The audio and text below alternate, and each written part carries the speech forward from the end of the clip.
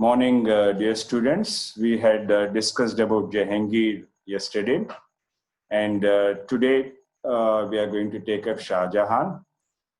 There is a slight change when you compare Shah Jahan, Jahangir, and Akbar. Jahangir had completely followed the policies of Akbar in toto. To some extent, Shah Jahan made certain deviations. We will make a note of that. At the same time, we will also try to examine the nature of this particular period and the nature of state and other factors connected to the period and times of Shah Jahan. After the death of Jahangir, Prince Khurram, that is Shah Jahan, and Shahryar, who was the son-in-law of Jahangir, both of them contested for the throne. And in this contest, Shah Jahan eventually is able to overrun Shahryar, and he becomes the emperor of Mughal dynasty, or the Mughal kingdom. So we will just try to discuss this particular period, that is from 1627 to 1658, and try to see what are the major developments in this particular period. Okay, so in the beginning, I'll try to show you one or two slides of Shah Jahan and Mumtaz Mahal, who also played an important role. Like Noor Jahan, Mumtaz Mahal also had a profound influence on Shah Jahan. So I'll just show you one or two slides and then we will continue. This is a portrait of Shah Jahan, and his period was from 1627 to 1658. Was born on 5th January at Lahore in Pakistan and died on 22nd January 1666 at Agra. His spouse means wife. Her name is Unnisa, and he had sons Aurangzeb, Darashuk, and Shah Shuja, and he had two daughters also, Jahanara and Roshanara. In fact, he had four sons. I did not mention Murad's name here, but four sons were there: Aurangzeb, Darashuk, Shah Shuja, and Murad.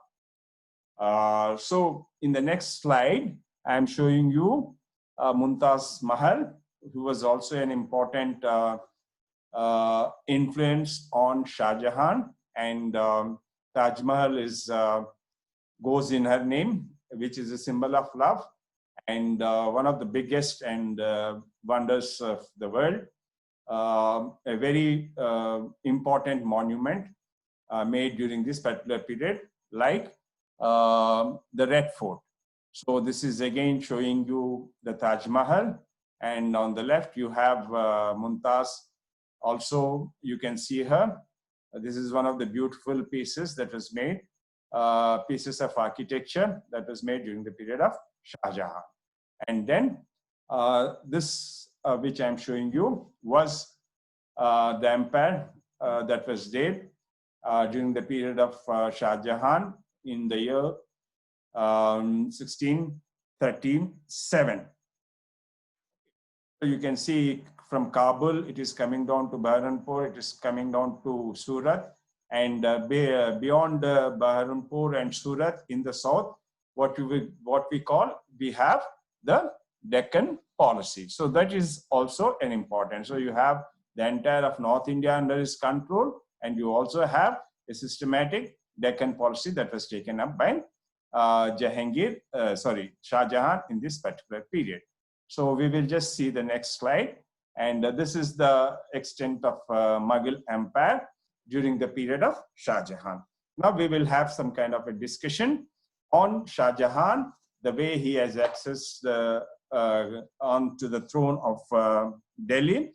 And then we will also see some of his reforms, and then try to understand the nature of this particular period.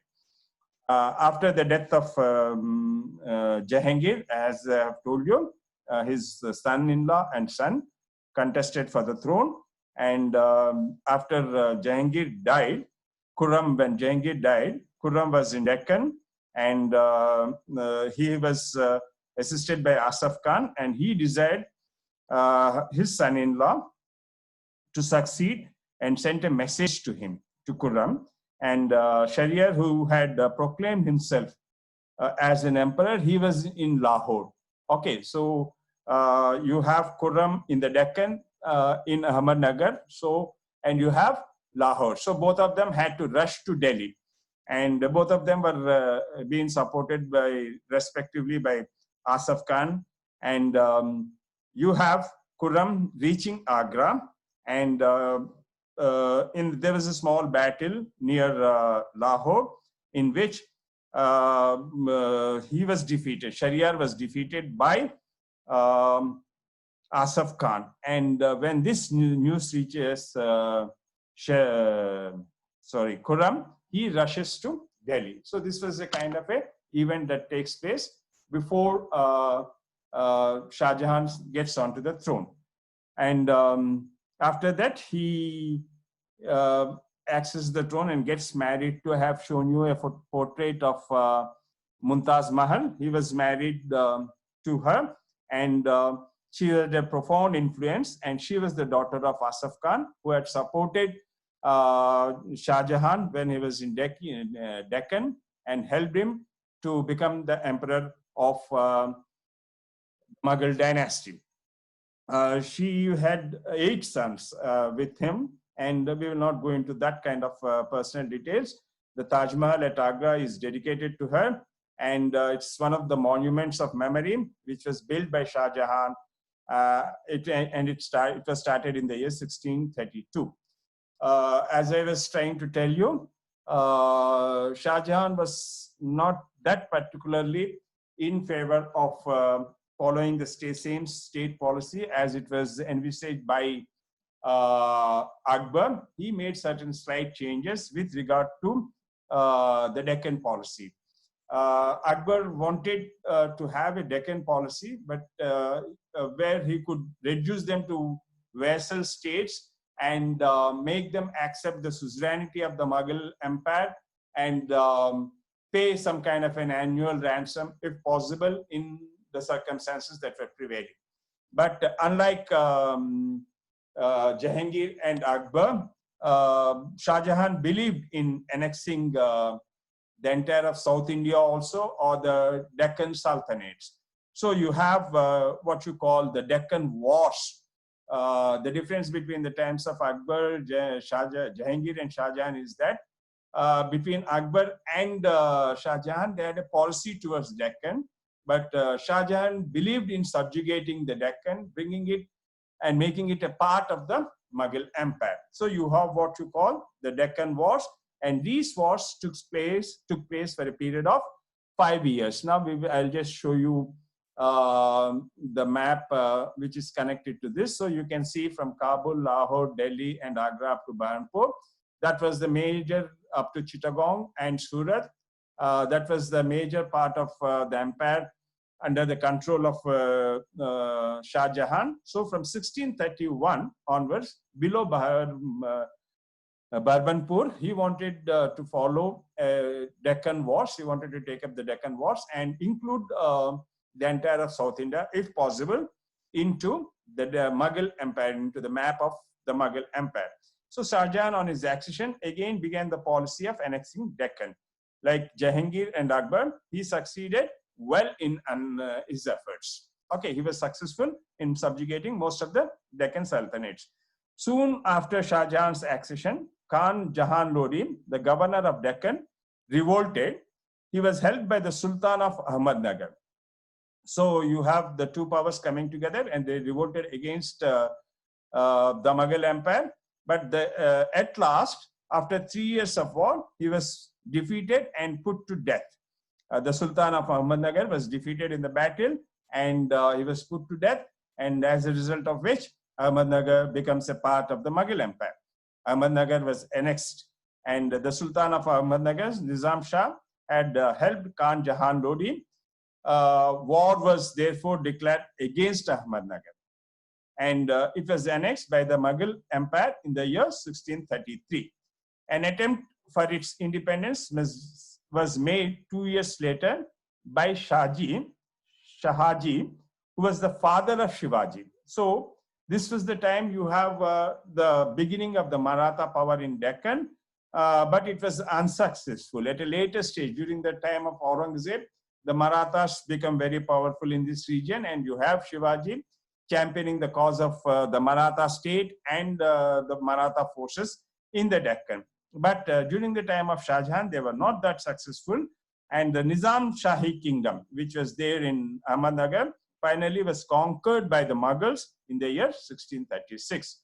So up to 1636, you do not have these Ahmednagar and the regions of Ahmednagar being included in the Mughal Empire. After 1636, you find that Ahmednagar becomes a part of the Mughal Empire. The next two important regions were the region of Bijapur, or the Sultanate of Bijapur, and the Sultanate of Golconda. After the conquest of Ahmednagar, Shah Jahan turned his attention to the Shia states. The Mughals were Sunnis, and the sultanates in the Deccan were Shias. These two were very strong Shia states. That is, Bijapur and Golconda were strong Shia states. And this was also taken as one of the causes for the invasion on Bijapur and Golconda by Shah Jahan during the period of the Mughals. So we will just see what are the various causes which went in favor of Shah Jahan to subjugate Bijapur and Golconda after Ahmednagar. After the conquest of Ahmednagar, Shah Jahan turned his attention to the Shia states, that is, Bijapur and Golconda, and required them to recognize his suzerainty and pay an annual tribute. So, if they pay an annual tribute, they will be accepting the suzerainty, the political supremacy of the Mughal Empire, and this should be paid regularly. So, Golconda submitted and agreed to pay the tribute. As Golconda was not that powerful in that particular period, it agreed for the proposal that was given by Shah Jahan, and it submitted to the political suzerainty of the Mughals and accepted to pay the tribute. Bijapur, however, resisted. Golconda submitted, and Bijapur refused to accept the suzerainty of the Mughals. Bijapur, however, resisted, and the Sultan of Bijapur was not able to take up the invading armies of the Mughals. So after some time, he submits to the Mughal armies, and thereupon ruthlessly they plundered the country. So Bijapur, in the initial stages, they did not submit. So when the armies start ransacking the entire of Bijapur, they finally submit, and Bijapur also yielded to the Mughal Empire. Shah Jahan was now in the year 1676.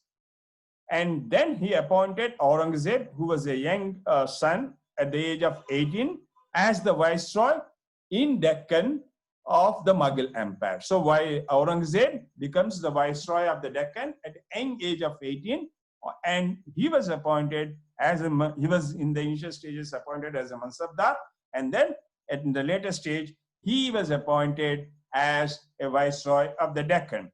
And then when he was the viceroy of the Deccan, the regions of Khandesh, Berar, let me see if I can show you another slide in which you find these regions. No, I don't have a map, so showing these regions, but below in this map you can find them below Baharampur. So these regions, that is Khandesh, Berar, Telangana, and Daulatabad, these four regions were given under the control and the supervision of Aurangzeb. Thereafter, for 20 years, there was peace in Deccan. So once the 3 to 4 important sultanates that were there in the Deccan were brought under the control of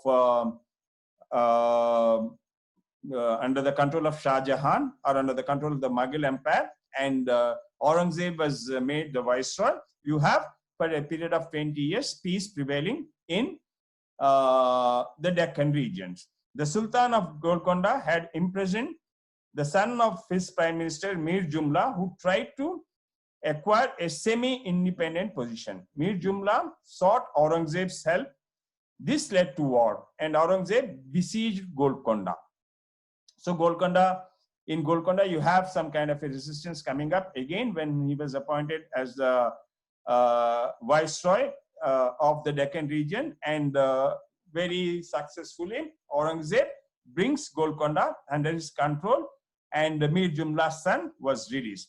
But nothing more was achieved. In the same year, Bijapur was also attacked, and taking advantage of the internal disturbances in the kingdom, but Aurangzeb had to rise the siege, and for him, he was able to call away and take part in the War of Succession. So when Aurangzeb was in the Deccan, taking operations in the Deccan, the War of Succession, why Aurangzeb had suddenly to leave the Deccan provinces is basically because of the fact that the War of Succession, Shah Jahan was getting old, and a War of Succession, that is the four brothers which I had mentioned, Dara Shikoh, Murad, Aurangzeb, and Shah Shuja, started claiming for the Delhi Empire, and you have fratricidal wars among the four brothers. Each one of them wanted to become the emperor, and eventually Aurangzeb succeeds. The training that Aurangzeb had gained in the Deccan provinces proved very helpful for him to capture the Delhi Empire and sit on the throne of Delhi. Before going into those details, we will also have to see his or Shah Jahan's relations with the Portuguese. The Portuguese had established a factory in Hooghly. They kidnapped Hindu and Muslim children and forcibly converted them to Christianity. So the Portuguese operations were in Hooghly, where they were trying to not only propagate the religion, but they were also trying to interfere in the trade activities. They also engaged in a cruel slave trade. So they were promoting slave trade, buying. Slave trade means buying and selling of human beings, men especially. So this was objected by Shah Jahan. They were rash enough even to Mumtaz Mahal, who was the queen of the Mughals, by detaining two slave girls whom she claimed. Okay, she had claimed two girls for her personal self. I mean, I'm just trying to bring out the cause of political disharmony between the Portuguese and the Mughal Empire. So the cause for them for the Mughal Empire to lay a siege to Hooghly and bring Hooghly under the control was because of the ongoing slave trade in Hooghly, where they had even taken away two girls belonging to two girls whom Mumtaz Mahal had claimed. The Portuguese gave a brave resistance, but eventually were defeated. So this was Shah Jahan's relations or operations in Hooghly in connection with the Portuguese. Then we will try to see the Central Asian policy. So you have three areas. One, the Deccan policy, where he wanted to bring or include the Deccan region or make the Deccan region a part of the Mughal Empire, and then he concentrates on the Portuguese, and then he moves towards the Central Asian region, and which is we call the Central Asian policy.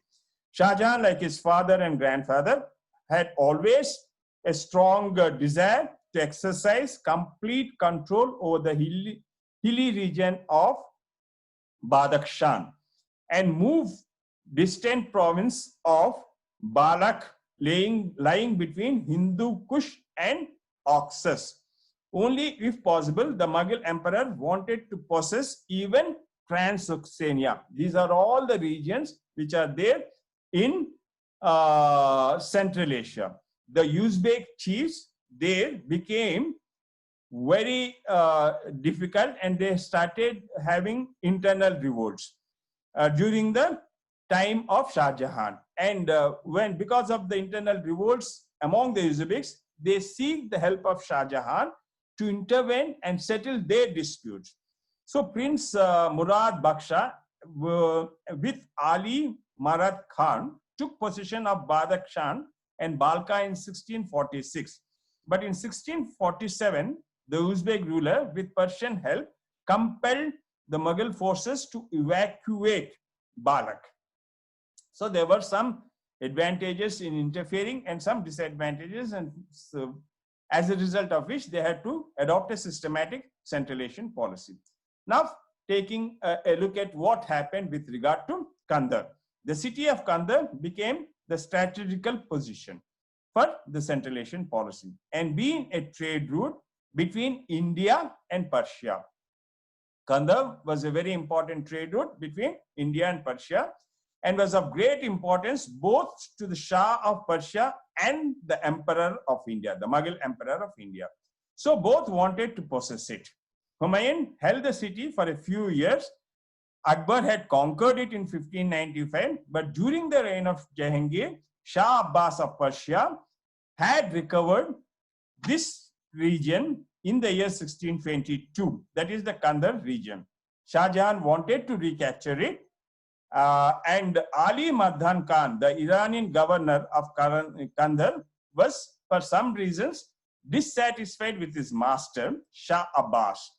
Therefore, in 1638, he made over the city of the city of Kandar to Shah Jahan for an annual tribute of 1 lakh rupees and a lucrative office under Shah Jahan. So this was a kind of a treasury on the part of Shah Abbas, who was dissatisfied with his emperor, and comes in with an agreement with Shah Jahan and makes offers the Kandar city to the Mughal Empire for an annual tribute. So this, you can see the political developments in Central Asia. But in 1649, the Iranians recovered the city. Shah Jahan sent 2 expeditions under Prince Aurangzeb in the year 1649 and 1652, and 1 expedition in the year 1653 under Prince Dara Shikoh for its recovery. So Kandar was attacked twice by Aurangzeb and once by Dara Shikoh for recovery, which was lost by them, but without any success. Both of them were not successful. The 3 expeditions cost from about 12 crores and half of the annual income of the empire. Very expensive in this particular period. Kandar was forever lost to the Mughal Empire. The impact of it was that Shah Jahan loses this particular region. So the Central Asian policy had a telling impact on not only the state exchequer, but also on the loss of Kandar, and this was a major setback to the Mughal Empire during the period of Shah Jahan.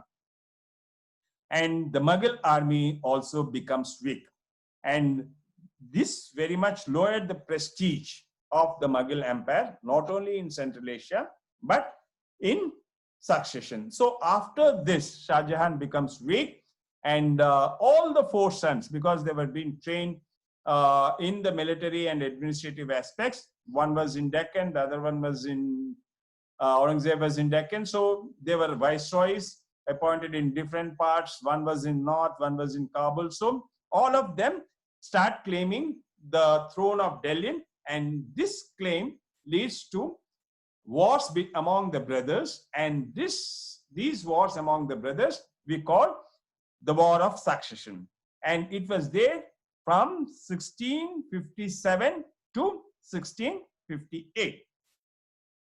In September 1657, Shah Jahan fell seriously ill. After he falls ill, the War of Succession begins. He fell ill in Agra. He was 60 years old then and was feared that he could not recover. Of his sons, Dara Shikoh, the eldest and favorite of Shah Jahan, was with him. Shuja was in Bengal, Aurangzeb was in Deccan, and Murad, the youngest one, was in Gujarat. All the 4 brothers had large armies at their command. So 4 different regions, so 4 different parts of India, and all of them had commanding armies under their control, and all of them had an ambition of sitting on the throne of Delhi. The war of succession as a result of this follows. Aurangzeb defeated Dara Shikoh in the Battle of Samrughar in the year 1658. Aurangzeb occupied Agra on 8th June. He deposed his father and made him a prisoner for life till he died 8 years later in the year 1666.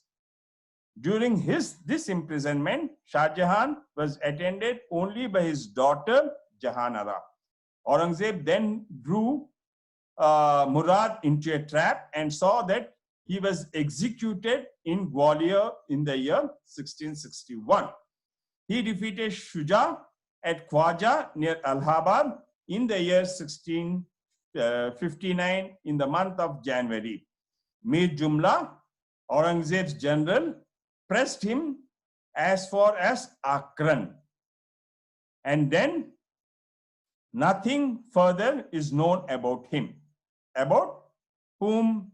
About Shah Shuja. Nothing is known after that, once he was pushed back. So now the fugitive was the Dara, and Dara was captured near Bolan Pass, and Dara dressed and ran away and made a mount of mean-looking elephants and paraded him in the streets of Delhi. This was, then he was also declared as a kafir. Dara was declared as a kafir, an infidel, and he was put to death. So Aurangzeb secured the throne of his father. So finally, Aurangzeb succeeds. The two periods, when you're trying to understand Aurangzeb, there are two periods. We will have to deal Aurangzeb in a different session. I will show you some of the maps now, which were there. When we were talking of the Central Asian policy, you're talking of, you can see Uzbekistan, Samarkand, Afghanistan, Iran, Persia, and you can see the light shade in black is the Deccan. That's the Deccan policy. And you have Kabul, Lahore, Delhi, and Agra, which was the core of the Mughal Empire. And you can see that this was the position in Mughal Empire in 1600, and the light dark shade in the 1600, and a slightly dark shade in 1700. So this is the map which is showing you the Central Asian policy, the Deccan policy, and the Portuguese policy also to some extent in the Bengal, towards Bengal. So this is a map which can give you an idea of the extent of the Mughal Empire during the period of Shah Jahan. And this is map I have specifically taken. This was the period in which you can say Islam was spread all over the country, and a little bit about Islam. Islam first touched, it is there on the map also, first touched in India in the 8th century. By the 11th century, Turks ruled parts of India and left their mark. But the Mughal Empire made a lasting impression on Indian art, Indian music, painting, etc.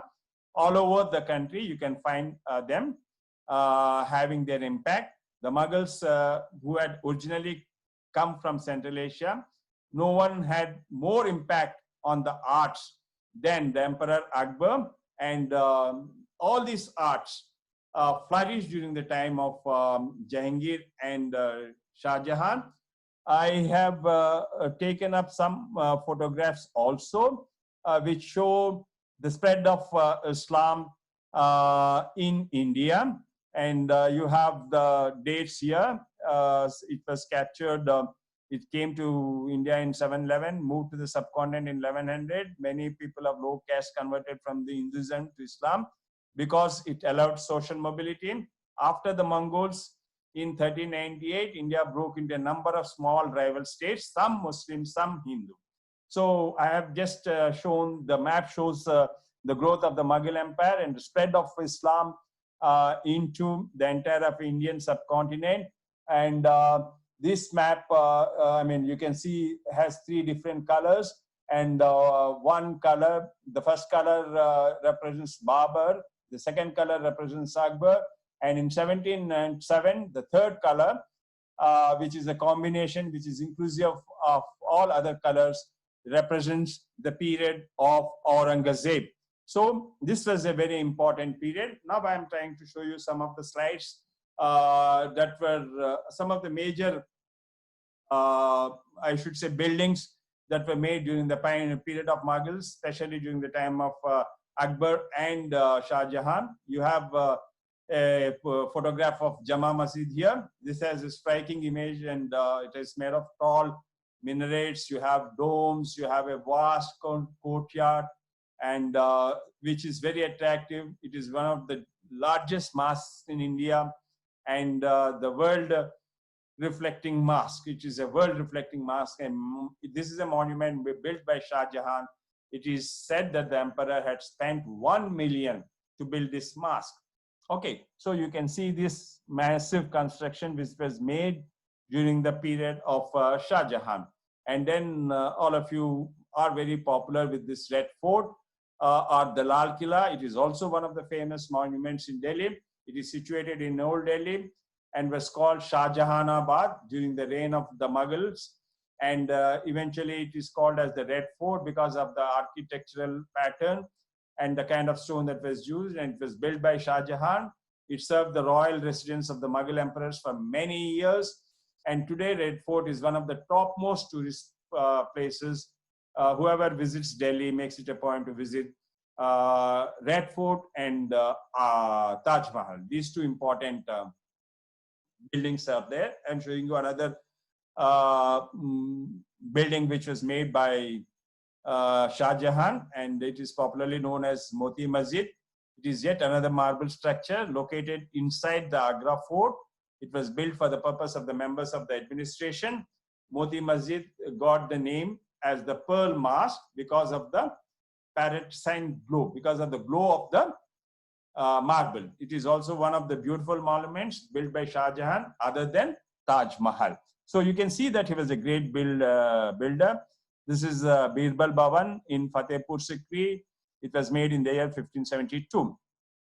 And the next important picture is that which I have is that of Diwan-e-Am. It is a gate on the north side, and preceding Diwan-e-Am, which was audience hall. You also have an internal court which is called Jawla Khana and the Diwan-e-Khas. Originally, these were the two enclosures on the west hall, and one for the nobles, and the other one was for the lower rank. These arcade courts were destroyed after the Indian Rebellion in 1857. The Indian Rebellion in 1857 is also popularly known as the Sipai Mutiny. It is considered to be one of the first war of India's independence. Okay, you have some information below with regard to the dimensions of the Moti Masjid. It measures something like 19 to 67. So you can go through this. This is a very important construction that was made during the period of Shah Jahan. So I have shown you some of the important buildings of Shah Jahan, and this was a period where literature was encouraged, where music was encouraged, where painting had attained a lot of attention, architecture had attained a lot of attention. So in conclusive, we can say that both the periods, the period of Jahangir and Shah Jahan put together, were the glorious periods in the Mughal dynasty. And some of the historians have described this period as a period of golden age in Indian history because of the kind of development that you can see in terms of urbanization, in terms of economic development, in terms of growth of cottage industries, in terms of opening up the village economy. So several aspects, a kind of a transformation in the social structure. You have the Bhakti movement, which has also tried to bring about some kind of a reform, revivalist movement on the Hindu fold. So all these aspects happened during this particular period, from the times of Akbar down to the times of Jahangir and down to the times of Shah Jahan. The next important ruler is Aurangzeb. The period of Aurangzeb is very important. There was a very massive reversal of the policies. Jahangir, except the Deccan policy, he did not touch much of the other social policies. when you take the Mughal period, we have very clearly defined social, political, and economic policies. All the three rulers, in fact, even Aurangzeb had contributed a lot for the political policy, the economic development. But the idea of state that Aurangzeb had was completely different to that of the idea of the state that Akbar had. And Akbar had was followed by Jahangir and Shah Jahan. So there wasn't much of a crisis. And it was politically a very powerful empire. And this was the period which was compared to the French Empire also, where you had the Bourbons. And the Mughals were addressed as the Bourbons of India, which clearly indicates the kind of a status that the Mughal Empire had enjoyed in the contemporary period when you're trying to link it up with the world history, when you're trying to place the Mughal dynasty in the world history. So we will continue with the Mughal dynasty, the last important ruler in the Mughal dynasty, that is Aurangzeb, in the next class. And we will sum up today with this conclusion remarks on Shah Jahan. Thank you.